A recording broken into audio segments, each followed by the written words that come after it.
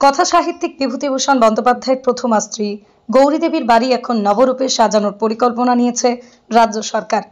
সাহিত্যিক গ্রামে রাতে আঁধার নামলেই অচেনা মানুষের আনাগোনা বাড়ে।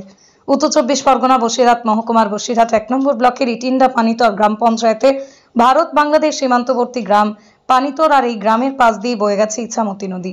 এই পানিতর গ্রামে বিভূতিভূষণ বন্দ্যোপাধ্যায়ের প্রথম স্ত্রী গৌরী দেবীর বাড়ি, যে বাড়িতে বসেছিল সাহিত্যিকের বিয়ের আসর, বকুল বাসর। সাহিত্যিক নিজের জীবনের বেশিরভাগ সময়টা কাটিয়েছেন ওই গ্রামে, আর সীমান্তের ওই পারে রয়েছে বাংলাদেশের সাতক্ষীরা জেলা। এই ইছামতি নদীর তীরে বসে লিখেছিলেন একাধিক উপন্যাস। ঠিক বাড়ির পাশে রয়েছে একটি বকুল গাছ, সেই গাছের তলে বসে তিনি লিখেছিলেন বকুল বাসর থেকে শুরু করে ইছামতি, আদর্শ হিন্দু হোটেল, একাধিক উপন্যাস, যা পড়ে মুগ্ধ হয়েছিল গোটা ভারত তথা বিশ্ব।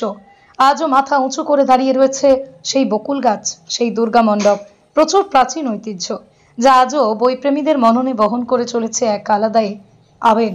সেই বিভূতিভূষণ বন্দ্যোপাধ্যায়ের শ্বশুরবাড়ির উত্তরসূরিরা ভবনটি সংস্কার করলেও সেই স্মৃতি বাঁচিয়ে রেখেছে। রাজ্য সরকারের হেরিটেজ বিভাগের দ্বারস্থ হন উত্তরসূরিরা।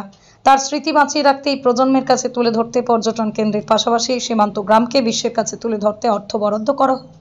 সেই অর্থের বেশ কিছুটা সংস্কার করে কয়েকটা বছর ধুমধাম করে তার বিল্ডিংটা হয়েছিল, তারপর কাজ হয়েছিল, পুরোপুরি হয়নি। তারপরে আবার একটা টাকা আসবে শুনেছিলাম, সেটাও এসছে কিনা জানি না। এবং আমরা ওখানে সব রকমভাবে প্রশাসনকে জানিয়েছিলাম যে ওপার থেকে বেশ কিছু দুষ্কৃতী ওখানে আশ্রয়, মদ্যপান, নেশাগ্রস্তভাবে ওই বাড়িটাতে ব্যবহার করে, এবং ওখানকার লোকাল বেশ কিছু লোক আতঙ্কিত, এবং বিএসএফ ওখানে বেশ কিছুদিন ওই নতুন বিল্ডিংটায় ওরা থাকার ব্যবস্থা করেছিল। সেখানে গ্রামের লোক অনেকটা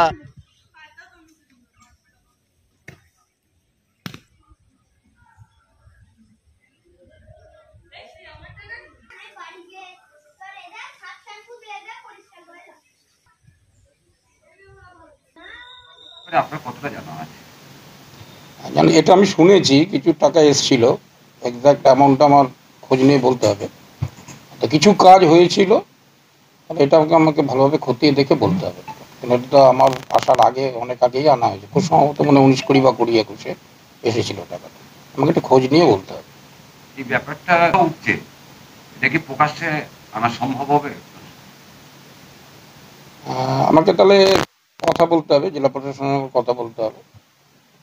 যেহেতু বলছে ব্যাপক দুর্নীতি হয়েছে, সেই ব্যাপারে মানুষ জানতে চাইছে। এই ব্যাপারে আমার কিছু বলার নেই। আগামী দিনে কি পরিকল্পনা রয়েছে ওখানে সংস্কারের জন্য আপনাদের তরফে কি? আমরা গ্রামের মানুষ হিসাবে চাই যে এরকম প্রখ্যাত একজন সাহিত্যিক, সারা পৃথিবীর মানুষ যাকে চেনে, ওনার এটা শ্বশুরবাড়ি, তো এই জায়গাটা এক্সাক্ট বলতে পারবো না, তবে মোটামুটি 2023 বর্তমানে কি হচ্ছে পোস্ট অফিসে?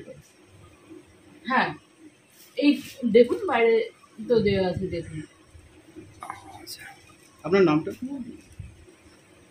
মানে না বলুন, অসুবিধা নেই। বন্ধ করুন, আমি বলছি। বন্ধ করুন, বলুন, নামটা বলুন, অসুবিধা নেই।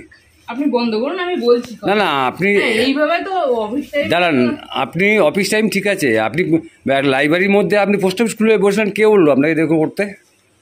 কে অনুমতি দিয়েছে? মানে বন্ধ করুন, আমি বলছি। এই আপনি বলুন, এটা দরকার তো আমার, আপনি বলুন।